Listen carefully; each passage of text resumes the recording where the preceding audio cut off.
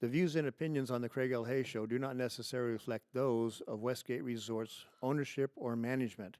And now, on with the show. This is the Craig L. Hayes Show. And welcome back, everybody, to episode 3 with Gail Brumbaugh in our series of entertainment, what goes on backstage, and what it takes to put on a show here in Las Vegas. We're doing this show, as we've said before, from Elvis Presley's dressing room when he used to perform here in the basement of the International Showroom at the Westgate Resort, Las Vegas. A great honor to be here. So thankful to be able to do this show from here in a legendary room.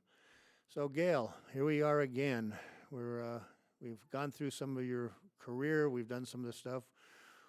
You've told a lot of the PG-13 stories you could tell, and in between these things, we were talking about some of the stuff that went on in other places. We're probably more towards the R-rated that we can't, we don't put on this podcast. But show business is an interesting business. Lots of stuff goes on no one would ever believe, but it's most of the stories you hear about what goes on stages and stuff. It's quite true. Anyways, let's get back to about 1993, roughly right on that time, and you left Splash, and you came over here to what at the time was the Las Vegas Hilton to work in Andrew Lloyd Webber's Starlight Express. And in the wardrobe department here, and it was a huge wardrobe department. Let's talk about how many people it took in wardrobe. I think it was around 24, if I remember correctly. Yeah, I think there was 17 or 18 on the night crew that would dress the skaters, and then they had a day crew that would work on all the costumes, and I think there was about 6 or 7 of them on there. Then they had the light booth was completely a costume shop that was owned by Andrew Lloyd Webber and the Troika organization, and they made the big quilted costumes that the engines would wear in the show. Yeah, talk about that. Why don't you tell people what those costumes were made of and how much they weighed? Because it was amazing, those costumes. They were huge and heavy. Yeah, they were quilted, and we had 2 shows at the time when it first started, and we had a special drying room that was built. It would take air off the roof and heat it, and we'd wheel all the costumes in between shows because they'd be soaking. And this would dry it all in like 30 minutes, and then they'd take them back up and reset them. There were rivets and quilting and helmets that were lighted. We had a girl that just worked on helmets, and then the skates had to be worked on every night and painted, and what else was there? I know they would they'd be upstairs after the show and take their helmets off and just pour sweat into the garbage cans. They sweat so bad in those costumes. Yeah, because those things were like, several inches thick of foam and leather and padding on the inside. Literally, like you say, they were soaking wet, and you had that drying room that you were talking about. And as to help people understand it, it was a room that was probably about like 25 by 25, square feet, 25 feet by 25 feet. It was pretty big. And these racks would get wheeled in there, and then you guys would hit the fans, turn everything on, and then get the heck out of Dodge. Because it would get hot. Your jewelry would get hot if you had like a necklace on. The heat in there was... It was like 200 degrees. Yeah. I mean, literally, the room would heat up to about 200 degrees, and they had fans all around blowing the air on all the costumes, and it would dry it in, like you said, 20 minutes or so, these big foam heavy pieces, and that had to be done, after each show, and then the work of getting the costume ready for the next day began. And yeah, they had to have special hangers. I remember the hangers were so hot you couldn't even pick the hangers up off the racks to take them to the other rack to go upstairs.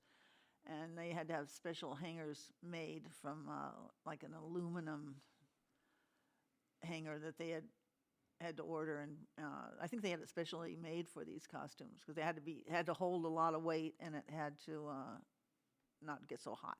Yeah. 40 pounds, 50 pounds, these costumes? Yeah, at least. Yeah, some of them, the engines, the guys that went out there and skated, and they were the engines and the train cars and stuff like that. Those guys, man, those costumes were huge. I always found it so funny. These guys, would skate around, and they look like these huge monster guys. They'd get out, and there were all these little tiny guys inside these big costumes.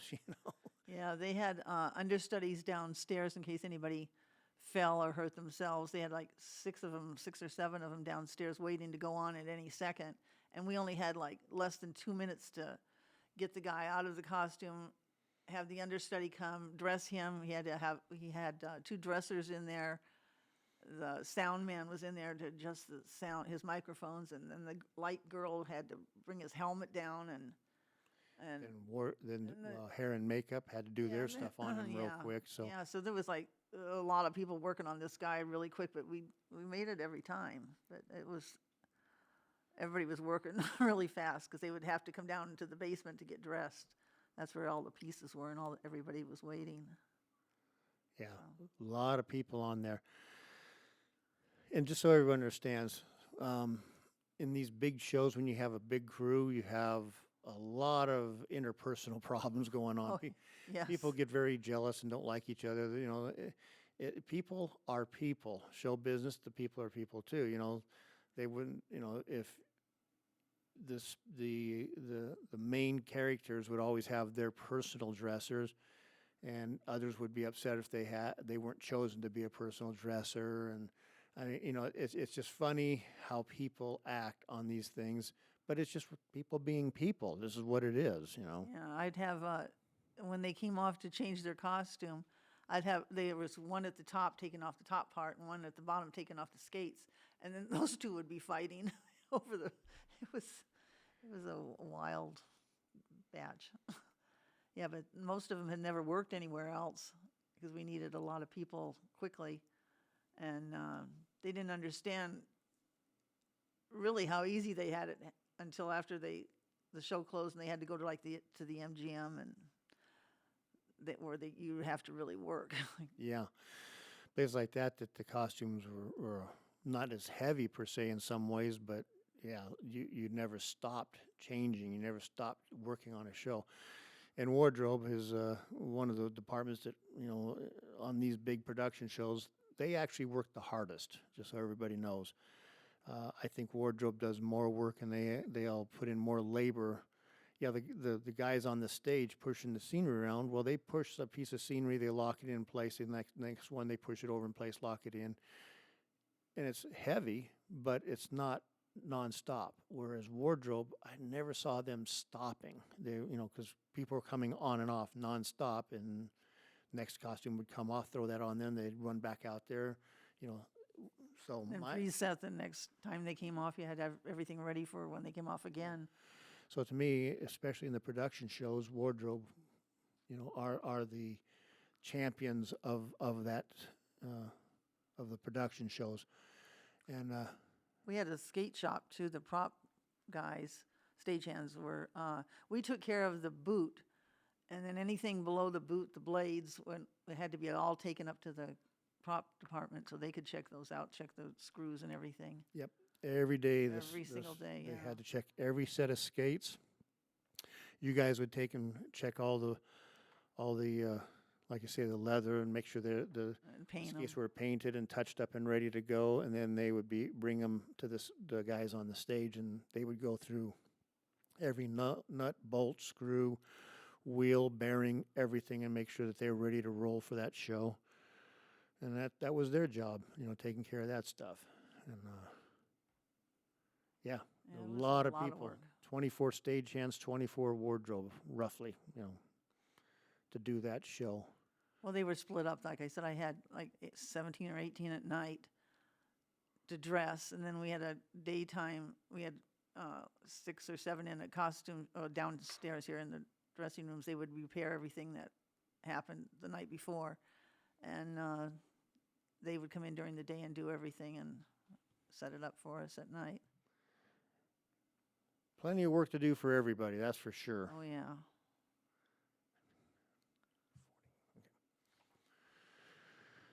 Oh, then like everything in this business, every show closes. Some shows last a couple of days, a couple of weeks. Some of them last like, what was it, Follies lasted 40 years or something like that, 45 years. but every show closes. Starlight Express was one of those. Lasted about 4 years, and then it closed. And then we moved on to Star Policy here in the hotel. How did you like doing Star Policy compared to doing Starlight Express? Oh, well, usually I'm here by myself, unless we have a bigger show than like for Manilow. I have 2 extra dressers, and but with the stars in here, I'm usually here by myself, and it's pretty easy. I like it a lot better, just not so much. But I've had to do a lot of work for, like when Kenny Rogers was here, he wanted his pants hemmed up, and ZZ Top, I had to cut like 8 inches off his sleeve, the little one with the beard. He'd buy these shirts, and the sleeves were so long, I'd have to cut the sleeve off and jack it up like 8 inches. And, there's little things that they ask for, not a lot. Yeah. And it's much easier to deal with just yourself in some ways Yes, than with 23 other people Oh, trying yeah, to 'cause keep they're them on always- task, because no matter what you do, somebody's not happy. Yeah. That is an absolute fact. Doesn't matter what you do when Gail's been head wardrobe here for a long, long time. Yep, it's going on 31 years. 31 years. Wow. Yeah, I'd put my 30 in and I said that was good enough. Well, I said that too the year before, but then I had my son's getting married, so I had extra expenses this year, and so I'll probably wait until then, and maybe I'll leave. Maybe. I keep saying it, and I keep staying here. And they keep Well, your job is as long as they don't bring in a big production show, you're probably going to be okay. Just keep doing what Yeah. you're doing as long as you like doing it, because it's still doing shows. They bring in the Mrs. America contests, and there's sometimes 70 people down here, and they bring a few dressers with them, but it's just jumping up and down in their bathing suits, in their not nightgowns, gowns, Evening gowns, evening gowns, and then in their the state yeah, their costume. mascot. Yeah, that's a lot of work. Yeah, that's a lot of steaming, a lot of repairs, a lot of fixes, because A lot of people down here in the hallways getting dressed, and it's hard to get up and down the aisles. But I like doing it. It's the people are really nice that put it on. we can talk about Manilow, because we've been doing Manilow for we did 5 years from 04 to 09, and now he's back. He's been back almost 5 years now. Again, I should say we are doing it. I don't. I'm out of the picture now. So, but you're still doing that, and you have a couple assistants on that. Yeah, that's the only show that we bring in extra people, and because he brings his own people. He brings a wardrobe person for himself, Joanne, and I don't know how she does it. She's excellent at because they're going on tour all the time, and she's got to pack up and unpack and pack up, and just constantly, and gets new people on every show they do. Yeah, and people go, "How hard can it be in wardrobe just to take and put a new shirt on somebody?" You don't understand what it takes to make 14 people in their band look good every show, every night. Plus Barry has his own personal, Joanne takes care of that. It's a lot of work, because everything is attention to detail. Every little thing everything counts. You can't have one thread sticking out. And he's got very expensive costumes that we have to take care of. And Yeah, his outfits are very expensive, Yeah. and but you can't argue with the guy. The guy to me is the most amazing entertainer. yeah, he puts on a really good show. It's he's 81 years old, and he works harder than I do at 62. The guy's a maniac. I know. How do you keep up that pace and keep going like he does? I don't. Yeah, when he's not here, he's on tour. He's on tour and doing it. It's like, man, he loves doing it. You can tell. He just loves performing. He loves being in front of Yes. people, and everybody that sees his show, they just love his show. I can't say enough good about him. He is just a consummate performer. Just And yeah, I enjoyed all the years and every show, all 670 shows that are right on 670 shows I did with him. Oh, people love him too. They can't sit down either. They're cheering him on and standing ovations, and he puts on a really good show. It is. It's amazing. Then we've done a lot of amazing shows. You know, some of the other shows that I really enjoyed were Tony Bennett and Johnny Mathis. And Oh, yeah, what a nice guy he is. nicest people. You know, they just we've been blessed in the industry that we are, and we've worked here for these years to have the most amazing performers come to us Yeah. and pay us to be a part of their show and watch their show. And we've done TV shows from here, TV shows, you have Wheel Oak Ridge of Fortune, Boys. Jeopardy, all kinds of things. Penn and Teller show. So we have done so many things in this showroom. It's legendary because it was built for Elvis Presley, but boy, I'll tell you, everybody that's been in here adds to that legendary status. And now that Barry has surpassed Elvis's record and gone past, you know, how many shows that Elvis did here, you know, it's And they love coming here to perform. That I've heard many of them say, "Oh, we'd like to stay here." You know, they want to be signed up to stay here all the time. 'Cause Yeah. they love it so much. He said the crew's really good, and you know, I know for Johnny Mathis, his manager told me, he said this is one of the places he really loves because he goes on the road and he gets these young sound people and they don't even know who he is, and they'll say, "Oh, tell that guy he can come do his sound check now." They don't even know who he is, and he's Isn't so sweet. Oh, what a sweet guy! isn't that amazing? I know. And he said this is one of the places he really likes. Yeah. Heard that from a lot of the performers over the years, you know, that they love coming here, and we'll do pre-production calls with them, and they'll call up and I'll start talking with them. They go, "Oh, Craig, you're here?" "Yep, I'm still here."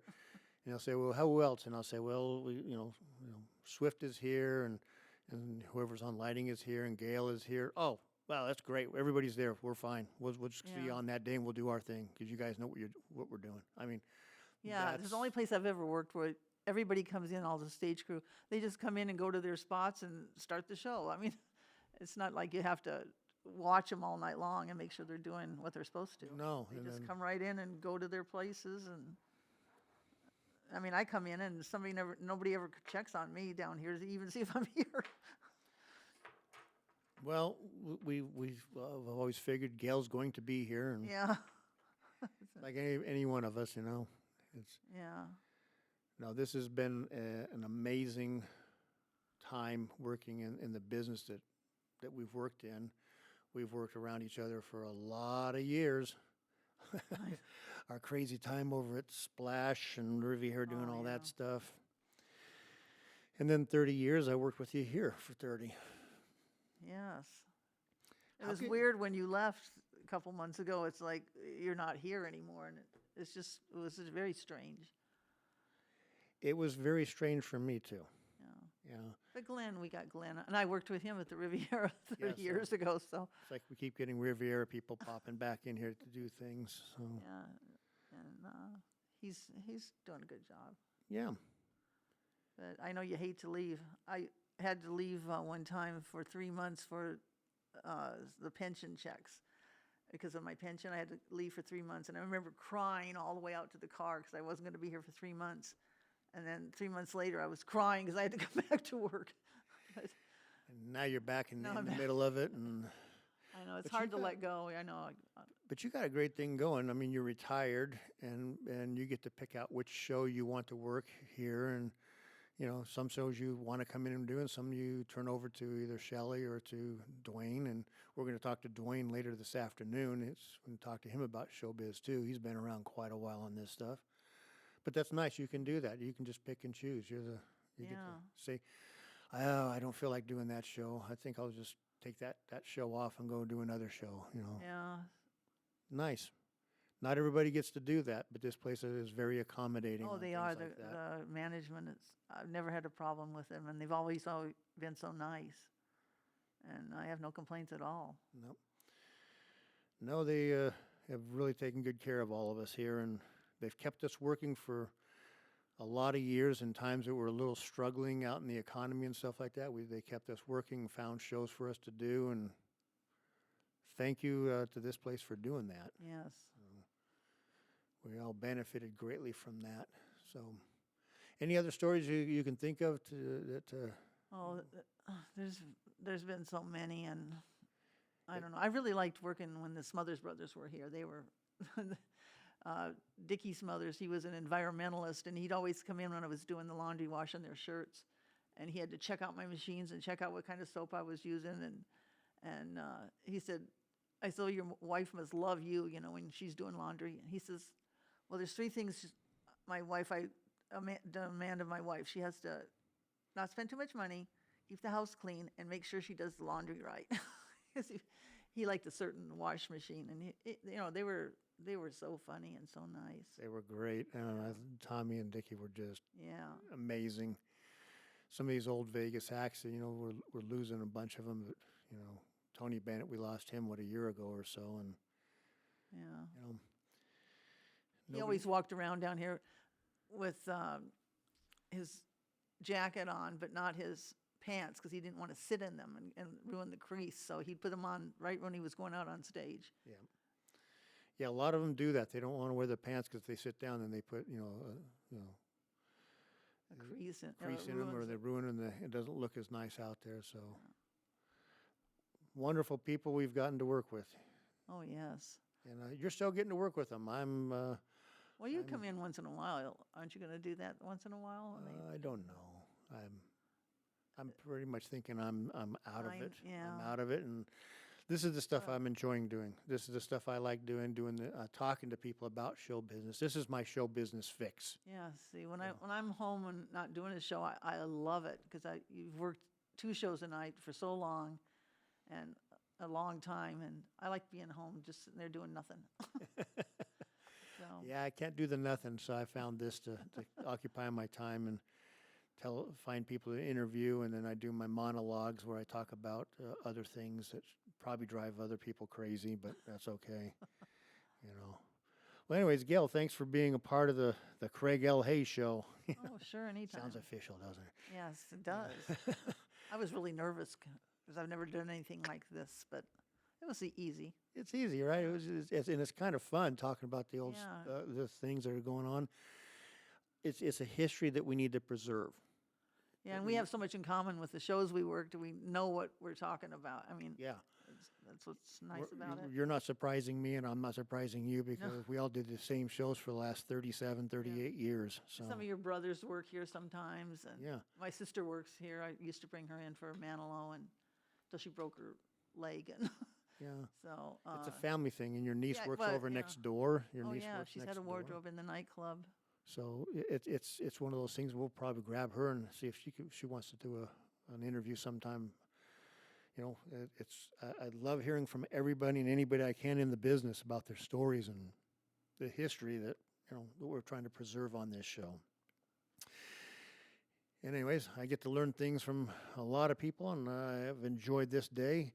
So, Gail, thank you very much once again for being a part of the Craig L. Hayes Show, and I'm sad that we're not working together anymore, but I see you all the time anyway. yeah, but I'll keep bumping into you here and there. So you are my little ray of sunshine. Thank you. All right. So until we meet again, Talbot Snow, take it away. This is the Craig L. Hayes Show. Is that Leander? Is that your middle name?